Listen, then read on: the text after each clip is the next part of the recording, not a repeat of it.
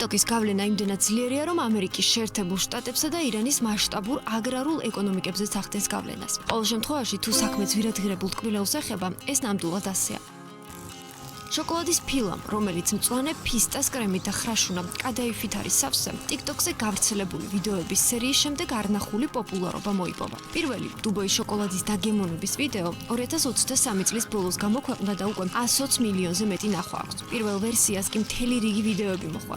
ადამიანები მსოფლიოს სხვადასხვა წერტილიდან დუბაის შოკოლადს აგემოვნებდნენ. ვიდეოებს კი ვირუსულად ავრცელებდნენ. დუბაის შოკოლადის ასეთმა პოპულარობამ მის ერთ-ერთ მთავარ ინგრედიენტზე ფისტაზე საერთაშორისო დეფიციტი გამოიწვია. ფისტის მთავარი მწარმოებელი ქვეყნები ამერიკის შეერთებული შტატები და ირანია. სწორედ ამ ქვეყნებში და შემდგომ უკვე მთელ მსოფლიოში იგრძნობა პროდუქტის დეფიციტი. აღსანიშნავია ისიც, რომ ფისტას ფასი 1 წლის ჭრილში საგრძნობლად მომატებულია. თუ დუბაის შოკოლადის პოპულარობამდე 500 გრამი ფისტა დაახლოებით $7 და 65 ცენტი ღირდა, ახლა მისი ღირებულება საერთაშორისო ბაზარზე, ძირითადად კი მწარმოებელ ქვეყნებში $10 აჭარბებს.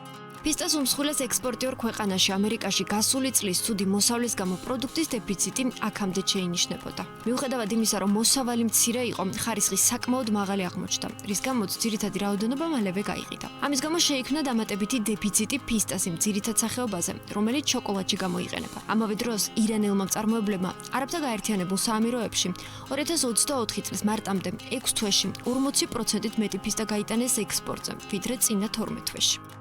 რაც შეეხება უშუალოდ პროდუქტს, დუბაის შოკოლადის 3 ძირითად ინგრედიენტს, რძიან შოკოლადს, კადაიფს და ფისტას კრემს აერთიანებს. პირველად ის საამიროების შოკოლადის მწარმოებელმა ელიტარულმა კომპანია Fix-მა შექმნა, რომელიც პროდუქტს მხოლოდ არაბთა გაერთიანებულ საამიროებში ყიდის. Fix-ის შოკოლადის პოპულარობის შემდეგ შოკოლადის მსხვილმა მწარმოებლებმაც ისეთებმა როგორებიც მაგალითად Lindt-ია სწრაფად შექმნეს ფისტას შოკოლადის ანალოგი. თუმცა ახლა ისინი მთავარ გამოწვევას აწყდებიან, როგორ დააკმაყოფილონ საერთაშორისო მოთხოვნა. როგორც კომპანიები შეაცხადებენ, მსგავს მოთხოვნას ინდუსტრიაც კი არ ელოდა. ფისტის დეფიციტის აღმოსაფხვრელად და მოთხოვნა მიწოდების დასაბალანსებლად ზოგიერთი რეალიზატორი მომხმარებელს ფილების რაოდენობასთან დაკავშირებით შეზღუდვასაც უწესებს. დუბაის შოკოლადი ნათელი მაგალითია იმისა, თუ რა გავლენა აქვს თანამედროვე ადამიანზე, TikTok-ს და ინფლუენსერებს.